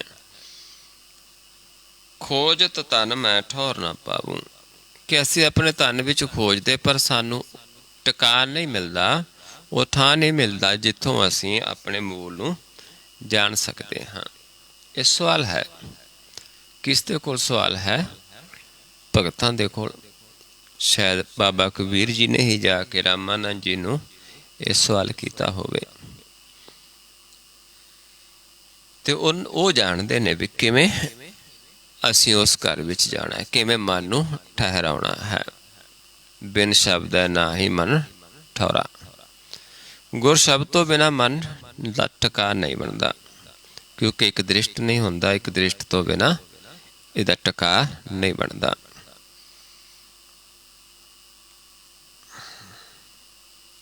ਏਕ ਭਾਏ ਦੇਖੋ ਸਭ ਨਾਰੀ। ਨਾਰੀ ਜਿਵੇਂ ਆਪਾਂ ਨੂੰ ਨਾਰੀ ਹੀ ਕਿਹਾ ਹੈ, ਪਰਮੇਸ਼ਰ ਨੂੰ ਪੁਰਖ ਕਿਹਾ ਹੈ, ਸੋ ਕਿਹਾ ਹੈ ਉਸਨੂੰ। ਆਪਾਂ ਸਾਰੇ ਨਾਰਾ ਹਾਂ। ਉਹ ਸਾਰਿਆਂ ਨੂੰ ਦੇਖਦਾ ਇੱਕੋ ਦ੍ਰਿਸ਼ਟੀ ਦੇ ਨਾਲ ਹੈ। ਕਿਆ ਜਾਣੋ ਸੈ ਕੌਣ ਪਿਆਰੀ। ਪਰ ਕਹਿੰਦੇ ਵੀ ਕਿਆ ਜਾਣੀਏ ਉਸ ਨੂੰ ਜ਼ਿਆਦਾ ਪਿਆਰੀ ਕੌਣ ਹੈ। ਕਿਉਂਕਿ ਪਿਆਰੀ ਕਦੋਂ ਹੁੰਦੀ ਹੈ, ਜਦੋਂ ਉਸ ਦਾ ਜੋ ਕਰਨੀ ਹੈ ਉਸ ਹੀ ਹੁੰਦੀ ਹੈ, ਉਹ ਹੁਕਮ ਦੇ ਵਿੱਚ ਚੱਲਦੀ ਹੈ। ਜਿਵੇਂ ਪ੍ਰਭੂ ਨੂੰ ਪਾਉਂਦੇ ਹਾਂ ਉਵੇਂ ਚੱਲਦੇ ਹਾਂ, ਉਸ ਨੂੰ ਪਿਆਰੀ ਹੁੰਦੀ ਹੈ। ਇੱਥੇ ਨਾਰੀ ਆਪਾਂ ਸਾਰੇ ਹੀ ਨਾਰੀ ਹਾਂ, ਏਕਾ ਪੁਰਖ ਸਵਾਈ ਨਾਰ। ਪਰ ਫਿਰ ਵੀ ਉਹ ਸਾਰਿਆਂ ਨੂੰ ਇੱਕ ਦ੍ਰਿਸ਼ਟੀ ਨਾਲ ਦੇਖਦਾ ਹੈ। ਪਰ ਕੌਣ ਉਸ ਦੇ ਹੁਕਮ ਦੇ ਵਿੱਚ ਜ਼ਿਆਦਾ ਚੱਲਦਾ ਹੈ, ਕੌਣ ਉਸ ਦੇ ਭਾਣੇ ਵਿੱਚ ਜ਼ਿਆਦਾ ਚੱਲਦਾ ਹੈ, ਕੌਣ ਉਸ ਦੀ ਆਗਿਆ ਦਾ ਪਾਲਣ ਜ਼ਿਆਦਾ ਕਰਦਾ ਹੈ, ਕੌਣ ਉਸ ਨੂੰ ਜ਼ਿਆਦਾ ਲੋਚਦਾ ਹੈ। ਕਿਉਂਕਿ ਉੱਥੇ ਛੁਪਾਇਆ ਨਹੀਂ ਜਾਂਦਾ, ਇਸ ਕਰਕੇ ਉਸ ਨੂੰ ਉਹ ਜ਼ਿਆਦਾ ਪਿਆਰੀ ਹੈ। ਉਹ 100 ਹੈ ਤੇ ਆਪਾਂ ਨਾਰ ਹਾਂ।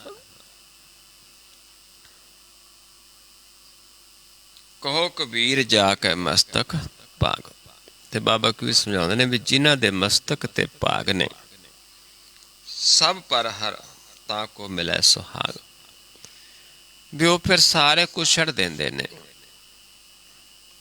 ਉਹ ਛੱਡ ਕੇ ਸਿਰਫ ਗੁਰ ਦੇ ਗਿਆਨ ਨੂੰ ਕਮਾਉਂਦੇ ਨੇ। ਰਾਮ ਭਗਤ ਜੋ ਗੁਰ ਦਾ ਗਿਆਨ ਹੈ ਉਸ ਨੂੰ ਕਮਾਉਂਦੇ ਨੇ, ਜਿਹਦੇ ਦੁਆਰਾ ਫਿਰ ਪ੍ਰਭੂ ਨੂੰ ਉਹ ਪਿਆਰੀ ਹੈ, ਉਸ ਨੂੰ ਆਪਣੀ ਸੁਹਾਗਣ ਬਣਾ ਲੈਂਦਾ ਹੈ। ਜਿਹੜੇ ਸਾਰਾ ਕੁਝ ਤਿਆਗ ਕੇ ਸਿਰਫ ਪ੍ਰਭੂ ਦੇ ਹੁਕਮ ਦੇ ਵਿੱਚ ਚੱਲਦੇ ਨੇ, ਭਾਣੇ ਦੇ ਵਿੱਚ ਚੱਲਦੇ ਨੇ, ਜਿਨ੍ਹਾਂ ਨੂੰ ਗੁਰ ਸ਼ਬਦ ਦਾ ਗਿਆਨ ਲੱਗਿਆ ਹੈ, ਅਨਿਆਲੇ ਤੀਰ ਲੱਗੇ ਨੇ।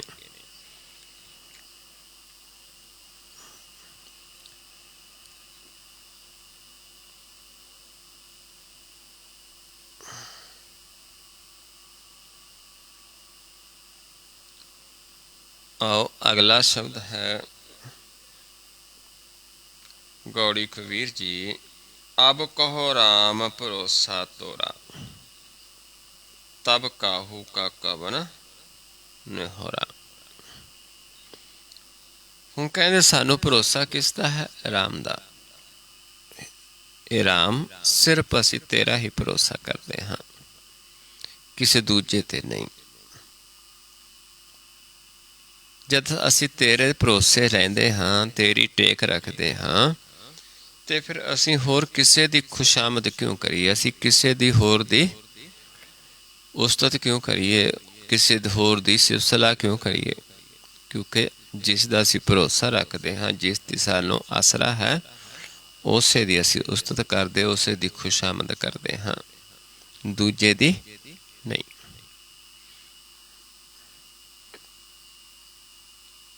ਇਹ ਰਹੋ ਪੰਕਤੀਆਂ ਨੇ ਸ਼ਬਦ ਦੀਆਂ। ਔਰ ਸ਼ਬਦ ਸ਼ੁਰੂ ਕਰਦੇ ਹਾਂ। ਜਾ ਕੇ ਹਰਸਾ ਠਾਕੁਰ ਪਾਈ। ਵੀ ਜਿਹਦੇ ਹਿਰਦੇ 'ਚ ਹਰੀ ਠਾਕੁਰ ਵਸਦਾ ਹੈ, ਮੁਕਤ ਅਨੰਤ ਪੁਕਾਰਨ ਜਾਈ। ਵੀ ਉੱਥੇ ਹੀ ਆਪਾਂ ਜਾ ਕੇ ਫਿਰ ਇਹ ਗਿਆਨ ਲੈ ਸਕਦੇ ਹਾਂ, ਅਨੰਤ ਦਾ, ਪਰਮੇਸ਼ਰ ਦਾ। ਕਿਉਂਕਿ ਜਿਨ੍ਹਾਂ ਦੇ ਹਿਰਦੇ 'ਚ ਵਸਿਆ, ਉਹਨਾਂ ਤੋਂ ਪੁੱਛ ਕੇ ਹੀ ਆਪਾਂ ਕਿ ਕਿਵੇਂ ਪ੍ਰਭੂ ਨੂੰ ਮਿਲਣਾ ਹੈ। ਜਦੋਂ ਮਿਲ ਗਿਆ ਫਿਰ ਉਸ ਦਾ ਭਰੋਸਾ ਬਣਦਾ ਹੈ।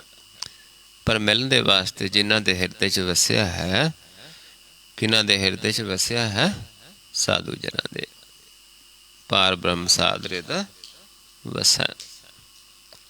ਉਹ ਫਿਰ ਸਾਨੂੰ ਜਦੋਂ ਉੱਥੇ ਜਾ ਕੇ ਗਿਆਨ ਲੈਂਦੇ ਹਾਂ, ਫਿਰ ਉਹ ਸਾਨੂੰ ਗਿਆਨ ਦਿੰਦੇ ਨੇ, ਪੁਕਾਰਦੇ ਨੇ ਕਿ ਆਓ ਇਸ ਘਰ ਵਿੱਚ ਆਪਾਂ ਕਿਵੇਂ ਜਾਣਾ ਹੈ। ਜਿਵੇਂ ਜਿਵੇਂ ਉਹ ਕਹਿੰਦੇ ਨੇ ਉਵੇਂ ਉਵੇਂ ਆਪਾਂ ਧਿਆਨ ਲਗਾਉਂਦੇ ਹਾਂ ਤੇ ਫਿਰ ਉਸ ਪ੍ਰਭੂ ਦੇ ਰਾਮ ਦਾ ਸਾਨੂੰ ਭਰੋਸਾ ਬਣ ਜਾਂਦਾ ਹੈ, ਪ੍ਰਗਟ ਹੋ ਜਾਂਦਾ ਹੈ। ਤੀਨ ਲੋਕ ਜਾ ਕੇ ਹੈ ਪਾਰ। ਜਿਹੜੇ ਤਿੰਨ ਲੋਕ ਨੇ, ਤ੍ਰਿਲੋਕੀ ਹੈ, ਉਹ ਸਾਰੀ ਉਸੇ ਪਰਮੇਸ਼ਰ ਦੀ ਬਣਾਈ ਹੋਈ ਹੈ। ਉਸੇ ਨੂੰ ਪਾਲਣਹਾਰ ਵੀ ਹੈ, ਜੀਵਾਲਣਹਾਰ ਵੀ ਹੈ। ਸੋ ਕਾਹੇ ਨਾ ਕਰੇ ਪਿਰਤਪਾਰ। ਕਹਿੰਦੇ ਐਡਾ ਸਮਰੱਥ ਮਾਲਕ ਜਿਹੜਾ ਤ੍ਰਿਲੋਕੀ ਤਿੰਨ ਲੋਕਾਂ ਦੇ ਜੀਵਾਂ ਨੂੰ ਪਾਲ ਰਿਹਾ ਹੈ, ਉਹ ਆਪਣੇ ਭਗਤਾਂ ਦੀ ਪਾਲਣਾ ਨਹੀਂ ਕਰੇਗਾ। ਅਸੀਂ ਉਸ ਨੂੰ ਛੱਡ ਕੇ ਕਿਸੇ ਹੋਰ ਕੋਲ ਜਾਵਾਂਗੇ ਜਾਂ ਅਸੀਂ ਕਿਸੇ ਹੋਰ ਤੋਂ ਕੁਛ ਮੰਗਾਂਗੇ? ਨਹੀਂ, ਅਸੀਂ ਕਿਸੇ ਤੋਂ ਨਹੀਂ ਮੰਗਦੇ ਕੁਛ, ਕਿਉਂਕਿ ਇਸ ਦਾ ਭਰੋਸਾ ਹੀ ਪਰਮੇਸ਼ਰ ਦਾ ਰੱਖਦੇ ਹਾਂ। ਕਿਉਂਕਿ ਜੋ ਸਾਰੇ ਸੰਸਾਰ ਨੂੰ ਪਾਲਦਾ ਹੈ, ਕਿ ਆਪਣੇ ਭਗਤਾਂ ਨੂੰ ਨਹੀਂ ਪਾਲੇਗਾ, ਕਿ ਆਪਣੇ ਭਗਤਾਂ ਦੀ ਰਾਖੀ ਨਹੀਂ ਕਰੇਗਾ, ਆਪਣੇ ਭਗਤਾਂ ਦੀਆਂ ਲੋੜਾਂ ਪੂਰੀਆਂ ਨਹੀਂ ਕਰੇਗਾ। ਅਸੀਂ ਕਿਸੇ ਹੋਰ ਦੇ ਕੋਲ ਕਿਉਂ ਜਾਈਏ ਫਿਰ। ਕਹੋ ਕਬੀਰ ਇੱਕ ਬੁੱਧ ਵਿਚਾਰੀ।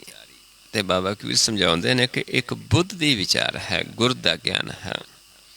ਕਿਆ ਬਸ ਜੋ ਵੇਖਦੇ ਮਹਤਾਰੀ। ਕਹਿੰਦੇ ਜੇ ਸਾਨੂੰ ਮਾਤਾ ਹੀ ਜ਼ਹਿਰ ਦੇਣ ਲੱਗੇ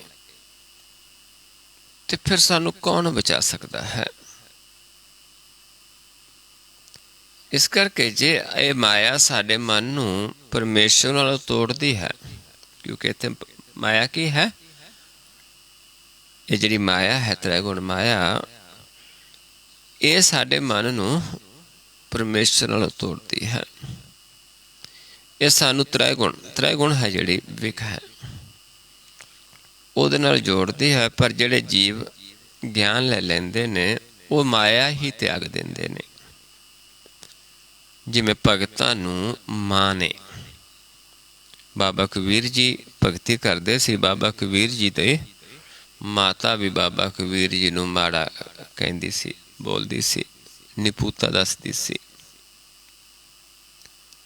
ਤੇ ਨਾਮਦੇਵ ਜੀ, ਜਦੋਂ ਨਾਮਦੇਵ ਜੀ ਨੂੰ ਸਜ਼ਾ ਦਿੰਦਾ ਸੀ ਰਾਜਾ, ਤੇ ਉਹਨਾਂ ਦੀ ਮਾਤਾ ਨੇ ਵੀ ਕਿਹਾ ਸੀ ਵੀ ਤੁਸੀਂ ਛੱਡ ਦਿਓ, ਜੋ ਤੁਸੀਂ ਇਹ ਵਿਰੋਧ ਕਰਦੇ ਹੋ ਇਸ ਨੂੰ ਛੱਡ ਦਿਓ। ਤੇ ਉਹਨਾਂ ਵੀ ਕਹਿ ਦਿੱਤਾ ਸੀ ਵੀ ਤੂੰ ਮੇਰੀ ਮਾਂ ਨਹੀਂ, ਮੈਂ ਤੇਰਾ ਬੱਚਾ ਨਹੀਂ। ਇੱਦਾਂ ਹੀ ਇਹ ਜਿਹੜਾ ਮਨ ਹੈ, ਜਿਵੇਂ ਭਗਤਾਂ ਦੇ ਨਾਲ ਹੋਈ, ਇੱਦਾਂ ਹੀ ਮਨ ਹੈ, ਇਹ ਮਾਇਆ ਹੈ। ਜੇ ਮਾਇਆ ਹੀ ਵਿਖ ਦੇਣਾ ਸ਼ੁਰੂ ਕਰ ਦੇਵੇ, ਫਿਰ ਮਹਾਰਾਜ ਕਹਿੰਦੇ ਉਸ ਨੂੰ ਕੌਣ ਬਚਾ ਸਕਦਾ। ਬਾਬਾ ਕਬੀਰ ਜੀ ਕਹਿੰਦੇ ਇਸ ਕਰਕੇ ਆਪਾਂ ਤ੍ਰੈਗੁਣ ਮਾਇਆ ਤੋਂ ਦੂਰ ਹੋ ਕੇ ਕਿੱਥੇ ਵਸਣਾ ਹੈ? ਪ੍ਰਭੂ ਦੇ ਨਾਲ, ਮਨ ਦੇ ਵਿੱਚ, ਠਾਕੁਰ ਦੇ ਨਾਲ, ਕਿਉਂਕਿ ਉਹ ਸਾਨੂੰ ਅੰਮ੍ਰਿਤ ਪਿਲਾਉਂਦਾ ਹੈ। ਪਰ ਉੱਥੇ ਅੰਮ੍ਰਿਤ ਉਹਨਾਂ ਨੂੰ ਪਿਲਾਏਗਾ ਜਿਹੜਾ ਪ੍ਰਭੂ ਨਾਲ ਜੁੜਦਾ ਹੈ। ਜਿਹੜਾ ਮਾਇਆ ਦੇ ਨਾਲ ਹੀ ਜੁੜਿਆ ਰਹੇਗਾ, ਉਹ ਕਹੇ ਵੀ ਮੈਂ ਇਸ ਤੋਂ ਬਚ ਜਾਵਾਂਗਾ, ਨਹੀਂ ਬਚ ਸਕਦਾ, ਕਿਉਂਕਿ ਉਹ ਮਾਇਆ ਤ੍ਰੈਗੁਣ। ਇੱਥੇ ਵੇਖ, ਮਨ ਦੇ ਵਾਸਤੇ ਤ੍ਰੈਗੁਣ ਮਾਇਆ ਹੈ। ਜੇ ਅਸੀਂ ਤ੍ਰੈਗੁਣਾਂ ਦੇ ਵਿੱਚ ਜਾ ਕੇ ਹੋਰ ਪਾਸੋਂ ਮੰਗਾਂਗੇ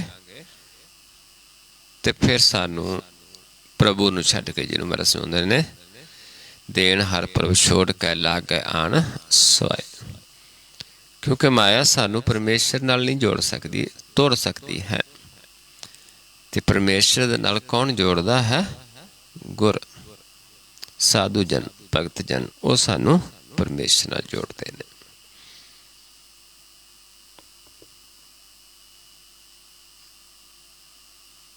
ਉਹ ਬੁੱਧ ਦੀ ਵਿਚਾਰ ਕਰਦੇ।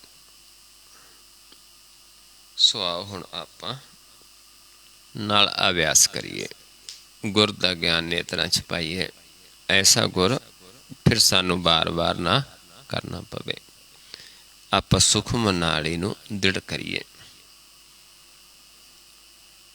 ਆਓ ਇੱਕ ਵਾਰੀ ਫਿਰ ਸਮਝ ਲਈਏ ਵੀ ਸੁਖਮ ਨਾੜੀ ਕੀ ਹੈ। ਇਹ ਦੋ ਸੁਰਾਂ ਨੇ ਜਿਹੜੀਆਂ ਸਾਡੀਆਂ, ਜਿੱਥੋਂ ਆਪਾਂ ਸਵਾਸ ਲੈਂਦੇ ਹਾਂ। ਇੱਕ ਨੂੰ ਈੜਾ ਕਿਹਾ ਹੈ ਤੇ ਇੱਕ ਨੂੰ ਪਿੰਗਲਾ ਕਿਹਾ ਹੈ, ਜੋ ਆਪਾਂ ਨੂੰ ਦਿਸਦੀਆਂ ਨੇ। ਤੇ ਇੱਥੇ ਸੂਖਮ ਨਾੜੀ ਹੈ ਜਿਹੜੀ ਗੁਪਤ ਹੈ,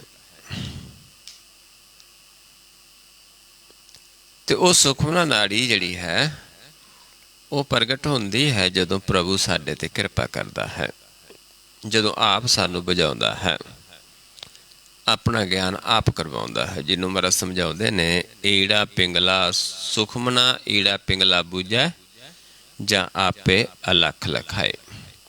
ਜਦੋਂ ਆਪ ਪ੍ਰਭੂ ਆਪਣਾ ਗਿਆਨ ਦਿੰਦਾ, ਆਪਣੇ ਭਗਤਾਂ ਦੁਆਰਾ, ਜਨਾਂ ਦੁਆਰਾ ਗੁਰ ਦਾ ਗਿਆਨ ਦਿੰਦਾ ਹੈ, ਫਿਰ ਅਸੀਂ ਸੁਖਮਨਾ ਨੂੰ ਬੁਝਦੇ ਹਾਂ। ਫਿਰ ਇੱਥੋਂ ਸੁਖਮਨਾ ਪ੍ਰਗਟ ਹੋ ਜਾਂਦੀ, ਇੱਥੋਂ ਉੱਪਰ ਸੱਚ ਹੈ। ਨਾਨਕ ਤੇ ਉੱਪਰ ਸਾਚਾ ਸਤਿਗੁਰ ਸ਼ਬਦ ਸਮਾਏ। ਸੱਚੇ ਗੁਰ ਦੇ ਸ਼ਬਦ ਦੁਆਰਾ ਆਪਾਂ ਸਮਾ ਸਕਦੇ ਹਾਂ। ਇੱਥੋਂ ਉੱਪਰ ਫਿਰ ਮਾਲਿਕ ਹੀ ਹੈ। ਇੱਥੋਂ ਨੀਚੇ ਪੌਣ ਰਹਿ ਜਾਂਦੀ, ਉੱਪਰ ਚੌਥਾ ਪਦ ਹੈ। ਇਸ ਕਰਕੇ ਇਹ ਦੋਨੋਂ ਨੇਤਰਾਂ ਦੇ ਵਿੱਚ ਜਿਹੜਾ ਧਿਆਨ ਚੱਲਦਾ ਹੈ ਸਾਡਾ, ਇਹਨੂੰ ਗੰਗਾ ਕਹਿ ਦਿੱਤਾ, ਇਸ ਨੂੰ ਜਮਨਾ ਕਹਿ ਦਿੱਤਾ ਹੈ। ਤੇ ਅਸੀਂ ਗੰਗਾ ਨੂੰ ਜਮਨਾ 'ਚ ਮਿਲਾ ਦਿੰਦੇ ਹਾਂ। ਬਿਨਾਂ ਜਲ ਤੋਂ ਮਨ ਦਾ ਇਸ਼ਨਾਨ ਹੁੰਦਾ ਹੈ। ਬਿਨ ਜਲ ਜੰਗਮ ਮਨ ਮੈਂ ਨਾਵੋ, ਉਲਟੀ ਗੰਗਾ ਜਮਨ ਮਿਲਾਵੋ। ਇਸ ਤਰੀਕੇ ਨਾਲ ਇਹ ਆਪਾਂ ਅਭਿਆਸ ਕਰਦੇ ਹਾਂ। ਇਹ ਗੁਰ ਦਾ ਗਿਆਨ ਹੈ। ਤੇ ਫਿਰ ਜਦੋਂ ਮਨ ਪ੍ਰਕਾਸ਼ ਹੋ ਜਾਂਦਾ ਹੈ, ਉਸ ਨੂੰ ਮਰਨਾ ਕਹਿ ਦਿੰਦੇ ਹਾਂ। ਆਪਾ ਖਤਮ ਹੋ ਕੇ ਆਪਾਂ ਨੂੰ ਪ੍ਰਕਾਸ਼ ਦਿਸਦਾ ਹੈ। ਇਸ ਪਾਸੇ ਸੁਖਮਨਾ ਪ੍ਰਗਟ ਹੋ ਜਾਂਦੀ, ਇਸ ਨੂੰ ਦ੍ਰਿੜ ਕਰਦੇ ਹਾਂ ਬਾਰ-ਬਾਰ, ਤੇ ਇਸ ਦੇ ਨਾਲ ਸਾਨੂੰ ਗਿਆਨ ਹੁੰਦਾ ਹੈ, ਪ੍ਰਕਾਸ਼ ਹੋ ਜਾਂਦਾ ਹੈ, ਆਪਣਾ ਖਤਮ ਹੋ ਜਾਂਦਾ। ਐਸੇ ਮਰੋ ਜੇ ਬਹੁਰ ਨਾ ਮਰਨਾ, ਐਸਾ ਧਿਆਨ ਧਰੋ ਜੇ ਬਹੁਰ ਨਾ ਧਰਨਾ। ਤੇ ਉਹ ਧਿਆਨ ਆਪਾਂ ਇੱਕ ਵਾਰੀ ਧਰ ਲਿਆ, ਫਿਰ ਹਰ ਸਮੇਂ ਜਦੋਂ ਦੇਖਦੇ ਹਾਂ, ਸਭ ਪਾਸੇ ਮਾਲਿਕ ਹੀ ਹੈ। ਸੋ ਆਓ ਗੁਰਮੁਖ ਪਿਆਰਿਓ, ਕਰਨਾ ਕਿਵੇਂ ਹੈ? ਲੋਚਾ ਨੂੰ ਸੰਸਰ ਕਰਨਾ ਹੈ। ਲੋਚਾ ਕਹਿੰਦੇ ਨੇਤਰ, ਲੋਚਨ। ਦੋਨਾਂ ਨੇਤਰਾਂ ਨੂੰ ਇਸ ਪੁਆਇੰਟ ਤੇ ਸਮ ਕਰਨਾ ਹੈ, ਦ੍ਰਿਸ਼ਟੀ ਫੋਕਸ ਕਰਨੀ ਹੈ।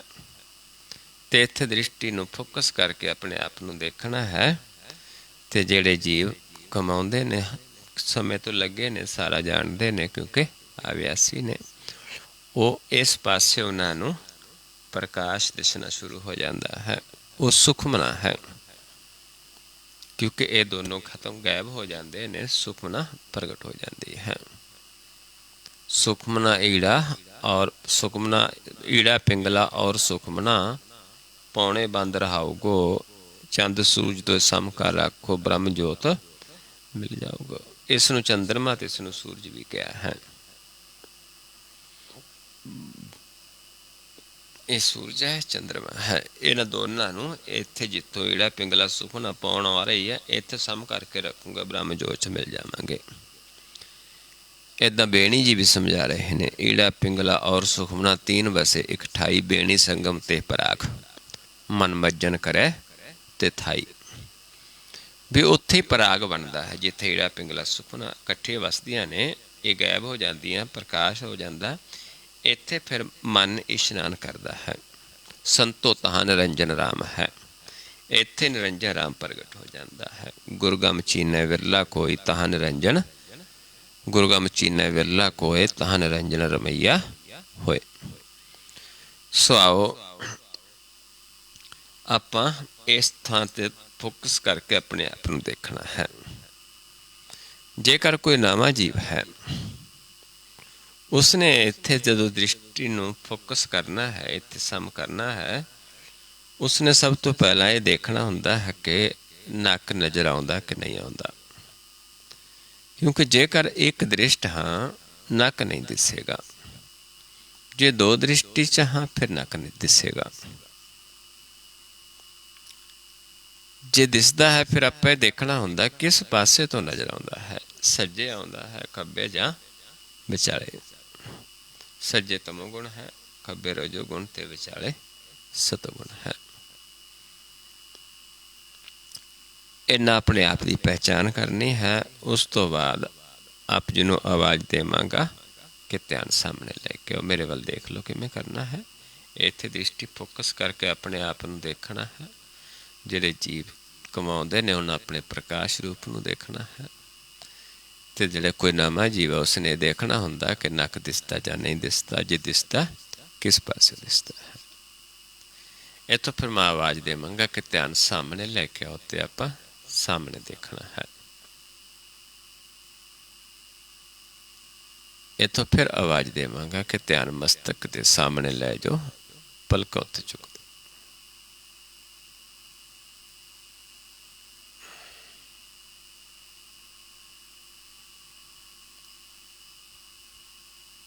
ਫਿਰ ਜਦੋਂ ਕਵਾਂਗਾ ਸਾਹਮਣੇ, ਫਿਰ ਵਾਪਸ ਸਾਹਮਣੇ, ਫਿਰ ਜਦੋਂ ਕਵਾਂਗੇ ਸਮ ਕਰਕੇ ਦੇਖੋ, ਫਿਰ ਦ੍ਰਿਸ਼ਟੀ ਨੂੰ ਇੱਥੇ ਫੋਕਸ ਕਰਕੇ ਆਪਣੇ ਆਪ ਨੂੰ ਦੇਖਣਾ ਹੈ। ਫਿਰ ਜਿਵੇਂ ਸਮਾਂ ਹੋਇਆ ਕਿ ਆਪਾਂ ਧਿਆਨ ਲਗਾਵਾਂਗੇ। ਸੋ ਆਓ ਨੇਤਰ ਸਮ ਕਰਕੇ ਦੇਖੋ ਆਪਣੇ ਆਪ ਨੂੰ, ਦ੍ਰਿਸ਼ਟੀ ਫੋਕਸ ਕਰਕੇ।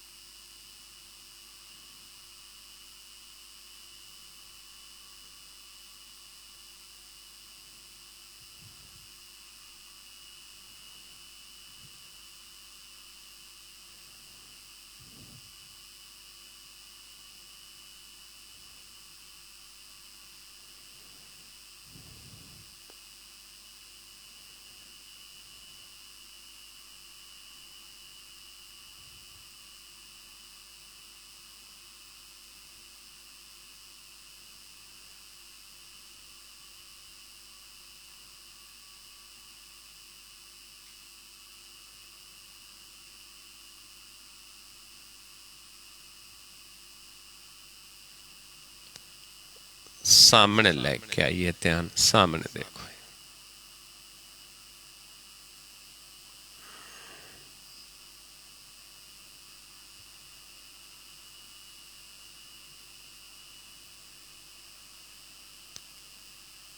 मस्तक दे सामने ले पलका उत्ते चुक दो।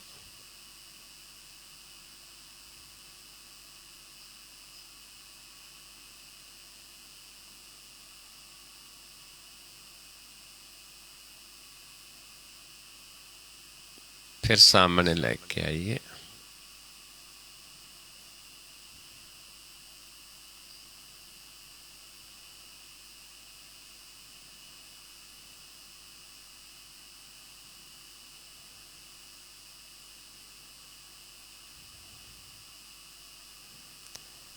फिर सम करके अपने आप को देखिए, दृष्टि सम करके अपने आप को देखिए।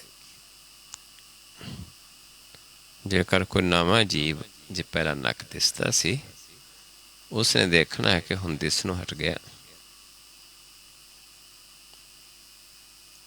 क्योंकि जो नक नजर आउणों हट गया, एक दृष्ट हो गया। एक दृष्ट हो के आपां त्याग सकते हाँ। ये मन हर जीत है तू, एक मन एक चित पाए।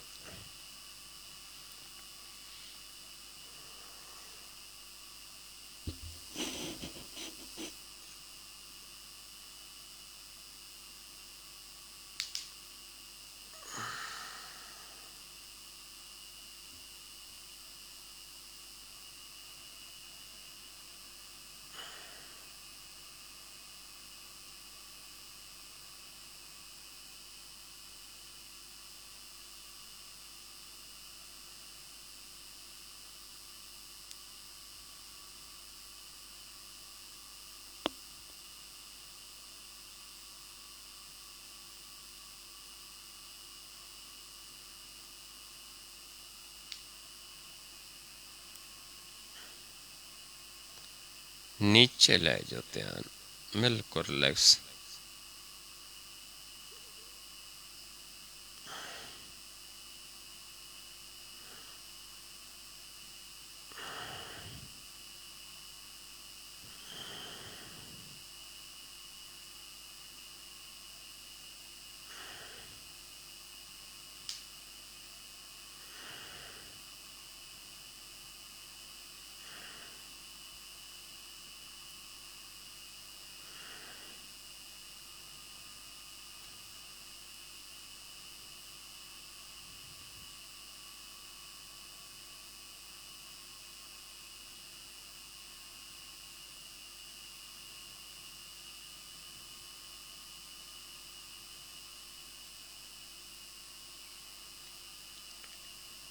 ਜਿੱਥੇ ਵੀ ਆਪਾਂ ਦੋ ਥੱਲੇ ਵਿਛਿਆ ਬੈਠੇ ਹਾਂ, ਚਾਦਰ ਫਰਸ਼ ਜੋ ਵੀ ਹੈ ਉਸ ਤੋਂ ਥੋੜ੍ਹਾ ਉੱਪਰ ਦੇਖਣਾ ਹੈ। ਇੱਥੇ ਸਾਨੂੰ ਪ੍ਰਕਾਸ਼ ਅਨੁਭਵ ਹੋਣਾ ਸ਼ੁਰੂ ਹੋ ਜਾਏਗਾ। ਜਿਵੇਂ ਜਲ ਦੀਆਂ ਲਹਿਰਾਂ ਹੁੰਦੀਆਂ ਸਰੋਵਰ ਦੇ ਵਿੱਚ, ਇੱਦਾਂ ਇੱਥੇ ਪ੍ਰਕਾਸ਼ ਦੀ ਹਲਚਲ ਅਨੁਭਵ ਹੋਣੀ ਸ਼ੁਰੂ ਹੋ ਜਾਂਦੀ ਹੈ।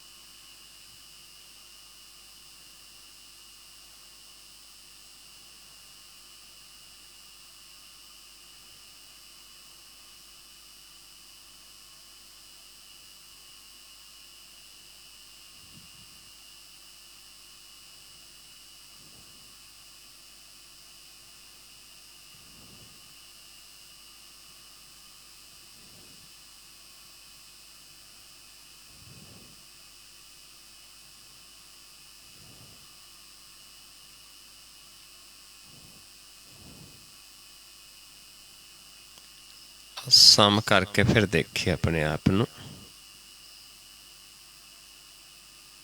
ਫਿਰ ਦ੍ਰਿਸ਼ਟੀ ਫੋਕਸ ਕਰਕੇ ਆਪਣੇ ਆਪ ਨੂੰ ਦੇਖੀਏ।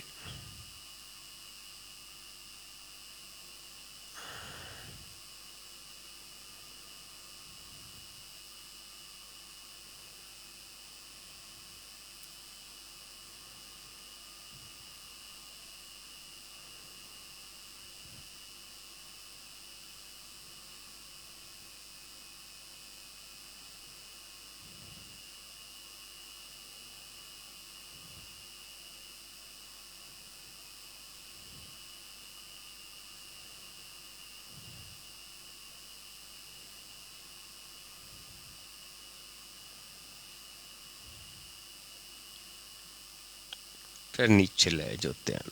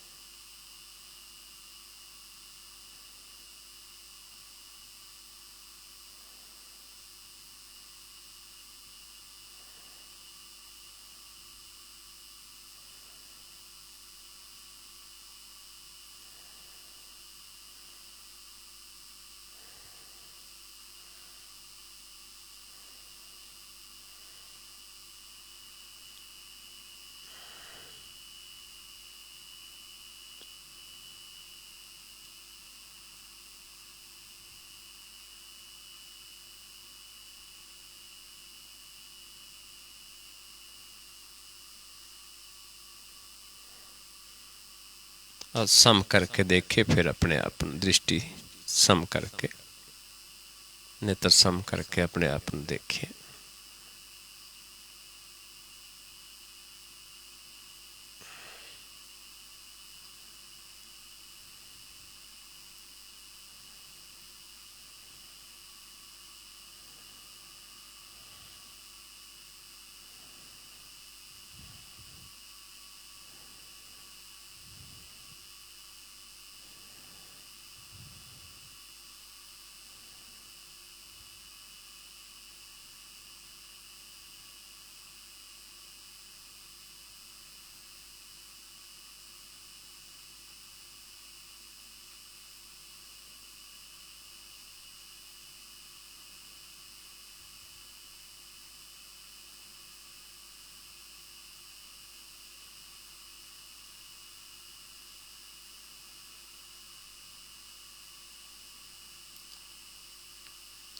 ਵਾਹਿਗੁਰੂ ਜੀ ਕਾ ਖਾਲਸਾ, ਵਾਹਿਗੁਰੂ ਜੀ ਕੀ ਫਤਿਹ। ਸੋ ਇਸ ਤਰੀਕੇ ਦੇ ਨਾਲ ਆਪਾਂ ਅਭਿਆਸ ਕਰਨਾ ਹੈ ਤੇ ਹਿਰਦੇ ਦੇ ਵਿੱਚ ਮਾਲਕ ਨੂੰ ਵਸਾਉਣਾ ਹੈ, ਕਿਉਂਕਿ ਸਭ ਕੁਝ ਛੱਡ ਕੇ ਜਿਹੜੇ ਗੁਰ ਨੂੰ ਧਿਆਉਂਦੇ ਨੇ ਉਹਨਾਂ ਦੇ ਹਿਰਦੇ 'ਚ ਮਾਲਕ ਵਸਦਾ ਹੈ। ਸਿਰਫ ਗੁਰ ਦੀ ਸੇਵਾ ਕਰਨੀ ਹੈ, ਗੁਰ ਨੂੰ ਸੁਣ ਕੇ ਮੰਨ ਕੇ ਕਮਾਉਣਾ ਹੈ, ਤੇ ਗੁਰ ਹੀ ਸਾਨੂੰ ਪ੍ਰਭੂ ਦੇ ਨਾਲ ਜੋੜਦਾ ਹੈ। ਗੁਰ ਕੋਈ ਬੰਦੇ ਦਾ ਦਿੱਤਾ ਨਹੀਂ ਹੈ, ਆਪ ਪ੍ਰਭੂ ਆਪਣੇ ਜਨਾਂ ਦੀ ਰਸਨਾ 'ਤੇ ਬੈਠ ਕੇ ਆਪ ਦਿੰਦਾ ਹੈ। ਉਸ ਦਾ ਆਪਣਾ ਗਿਆਨ ਹੈ, ਆਪਣਾ ਸ਼ਬਦ ਹੈ।